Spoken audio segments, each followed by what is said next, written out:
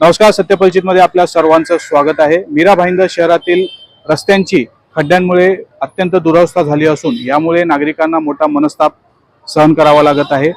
शहरातील सर्वच रस्त्यांवर प्रचंड प्रमाणात खड्डे झाले असून मीरा भाईंदर महानगरपालिकेतर्फे वेळेवर भरले जात नसल्यामुळे नागरिकांचे प्रचंड हाल होत आहेत। नागरिकांची निराशा दिसून येत आहे आणि याच संदर्भात नागरिकांनी आपापल्या प्रतिक्रिया दिल्या आहेत। नागरिकांनी दिलेल्या प्रतिक्रिया जाणून घेऊया। अरे ये खड्डे की वजह से हम लोगों को बहुत परेशानी होती है। सरकार को कैसे टैक्स तो बराबर चाहिए रोड के लिए, और रोड में जो खड्डे हैं उसके लिए इतनी प्रॉब्लम होती है वो नहीं दिखाई देता है। इधर जाएंगे गाड़ी लेके तो उसमें खड्डे में, फिर उससे बैक पेन, फिर उससे 100 प्रॉब्लम, और वो एक बार खड्डे हुए तो वो भरने वाले नहीं जल्दी। 6 महीने के पहले तो कभी भी नहीं भरेंगे।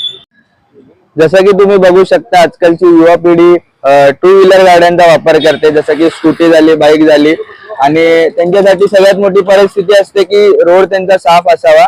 पण असे खड्डे बघून मला तर पर्सनली वाटत नाही की आमचं जे युवा पिढी आहे ती सेफ आहे। आम्ही पण कॉलेजला वगैरे जातो, पण जर असे खड्डे मध्ये अचानक येतील आणि त्याच्यामध्ये पाणी भरलेलं असेल तर आम्ही म्हणजे आमचा ऍक्सिडेंट होणं तर 100% फिक्सच आहे। तर मी महानगरपालिकेला रिक्वेस्ट करतो की तुम्ही बाकीचे कामं जसे करता, जसं की रोड साईडला तुम्ही रेलिंग वगैरे टाकता, तसं जर तुम्ही खड्ड्यांचे कामं पण मनावर घेतले तर आमच्यासाठी आणि लोकांसाठी खूप चांगली गोष्ट आहे। महाराष्ट्र सरकारने स्कीम काढली लाडकी बहीण, आणि मीरा भाईंदर महानगरपालिकेच्या अधिकाऱ्याने ही स्कीम काढली माझा लाडका खड्डा, म्हणून तो लाडका असल्यामुळं आजपर्यंत भरला नाही किंवा भरल्या जात नाही।